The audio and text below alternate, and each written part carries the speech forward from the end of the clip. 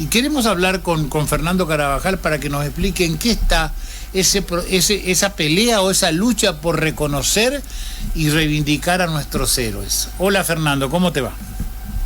Hola, ¿cómo te va, Blas? Sí, mira, esto primero lo primero que hay que decir que es una lucha que vienen llevando a cabo fundamentalmente los familiares de quienes fueron las víctimas, de los soldados y los policías que fueron víctimas de este hecho. Ellos son los que desde hace años vienen peleando esta reivindicación. Por supuesto tenemos que recordar a la hermana de Armindo, que fue una de las mujeres que con más fortaleza dio esta pelea mientras pudo hacerlo. Jovita. Pero todo, Jovita, exactamente, Jovina. Exactamente, que bueno, hoy ya no está con nosotros, pero fue una de las grandes luchadoras, pero el resto de los familiares también que lo vienen haciendo, y también quienes desde su lugar han dado esta pelea, digo, los diputados nacionales que me precedieron, que han presentado proyectos. Ricardo Burjaide lo hizo en su momento, luego Mario Arce también. Ahora estamos dando todos juntos desde la oposición esta pelea para lograr el reconocimiento que corresponde. Digo, por eso en esto no hay méritos políticos para nadie, sino que es lo que hacemos desde la política, es acompañar la lucha de los familiares. Lo verdaderamente inexplicable es la actitud del justicialismo en esto, porque, como bien decía el otro día, tenía una charla con Seferino Reato, que es el periodista que más ha investigado y más sabe decía, él explicaba que la mayoría de las víctimas, es decir, la mayoría de esos soldados también eran del Partido Justicialista, muchos de ellos, y además eran de los más pobres de los que estaban en el regimiento, porque eran justamente ellos los que por ahí se quedaban el fin de semana en el regimiento, porque no podían salir. Entonces, que se les esté negando esto es casi un acto de perversión política, de ensañamiento inexplicable, porque no estamos más que pidiendo que se reconozca a soldados que murieron defendiendo un regimiento durante un gobierno constitucional, de que además era peronista, si se quiera.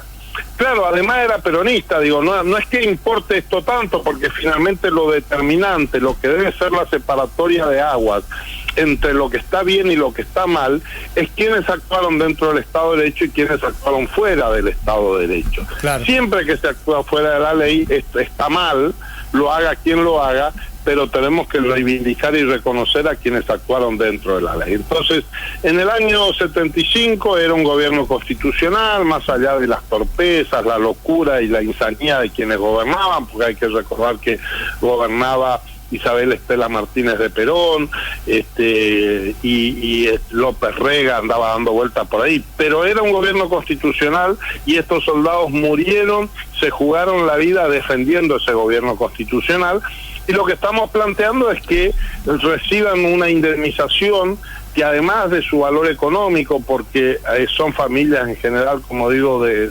escasos recursos y le va a venir bien y les hace falta, además de lo económico tiene un valor simbólico, tiene el valor simbólico de reconocerle que murieron defendiendo su patria. Entonces, esta es la pelea, este es el desafío. Nosotros lo que hemos hecho es recuperar un proyecto que había presentado en su momento Mario Arce, que contempla una indemnización. Bueno, hemos hecho algunas modificaciones y algunos resguardos. Esto está en la Cámara de Diputados, no estamos logrando que avance. Pedimos que fuera por vía de la Comisión de Derechos Humanos, porque nos parecía que era lo que correspondía. Lamentablemente fue a la Comisión de Defensa, está trancado esto ahí, no está avanzando, y nos parecía que el 5 de octubre es una buena fecha para, junto a la conmemoración de los caídos, insistir y a ver si logramos, yo diría hasta de un punto humanitario, conmover el duro corazón de estos hombres y mujeres del gobierno, sí, para que se dé este reconocimiento, ¿no? Sí, diputado, buen día. A mí me da mucha tristeza ver que cada 5 de octubre el gobierno de la provincia gasta plata en coronas, hacen el careteo ahí con el acto, con la familia y con demás, y que no suma el compromiso de reivindicar a nuestros héroes en ese resarcimiento económico, como usted dice, que tiene más sentimientos, ¿no es cierto?, de que se los reconozca por ser héroes formoseños que tenemos. ¿Y por qué digo el gobernador de la provincia? Porque bueno, hace 30 años tenemos un gobierno que se viene luchando con este resarcimiento económico, que ya fallecieron la mayoría de los padres de estos soldaditos, e incluso hay también muchos que han quedado discapacitados y demás, y que no se hace este resarcimiento. Me parece que el reconocimiento debería ser desde ahí, más allá de la presencia de un acto y demás. Deberíamos comenzar por esas cosas primero. ¿Qué le parece?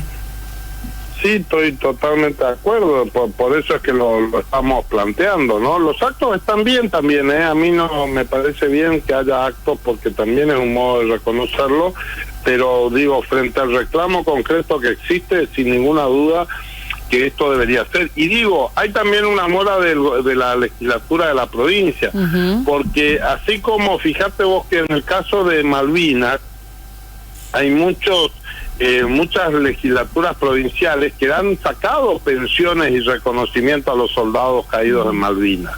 ¿Qué impediría que la legislatura de la provincia de Formosa haga también un reconocimiento y una indemnización? En esto hay facultades y deberes concurrentes de la nación y de las provincias, que nada impediría que de los muchos miles de millones que el gobierno tiene, destine, ya que el gobierno nacional nos está costando tanto hacerlo, saque una ley y los indemnice a los familiares. Esto es también un deber de la provincia. El hecho de que se trate de un regimiento no le quita a la provincia ni la potestad ni la posibilidad de hacerlo. Sí, entonces, de todos esos miles de millones que dedican a un montón de cosas que nunca son muy claros en el manejo de los fondos, ¿no? Lo que gastaron en la fiesta del pomelo, en traer un montón de artistas que no sabemos cuánto gastaron porque esconden siempre y omiten rendir cuentas. Bueno, un pedacito de eso, que lo saquen y que dicten una ley, así como en 2 semanas sacan una ley cuando es un tema que le interesa al ego inmenso al gobernador.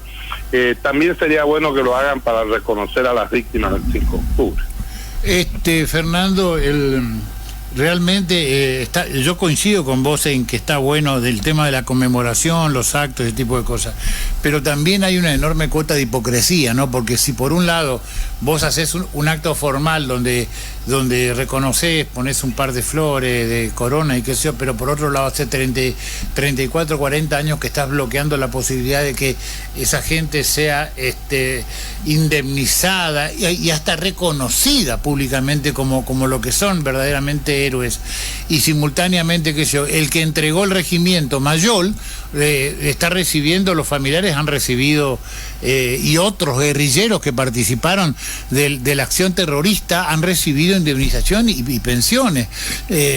Realmente el contraste es muy marcado y es muy injusto, y hace que por ahí cualquier tipo de conmemoración o acto caiga en un acto supino de hipocresía total, ¿no?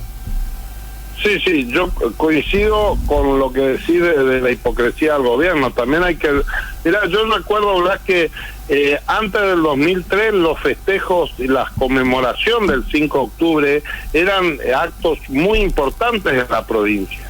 Después que el kirchnerismo tomó hipócritamente la bandera de los derechos humanos, hipócrita y tardíamente, y Gildo en su obsecuencia hacia Néstor, empezó recordemos, a cambiar de política, inclusive se bajó la intensidad que tenían esos actos y esas conmemoraciones. Hay que recordar también que lo tenía a Elvio Borrini, jefe de policía durante la dictadura, implicado en causas de violaciones a los derechos humanos y protegido por el gildismo y por sus adláteres, lo tenían de ministro de gobierno, y por presión justamente del kirchnerismo lo tuvo que cambiar y poner a una figura que en ese momento venía de la lucha social, ¿no? Y después terminó siendo igual que Borrini.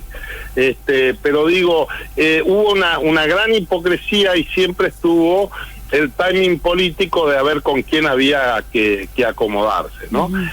Bueno, pero todo esto ya es historia del pasado. Acá yo creo y espero, quizás ingenuamente, que la cuestión humanitaria se imponga.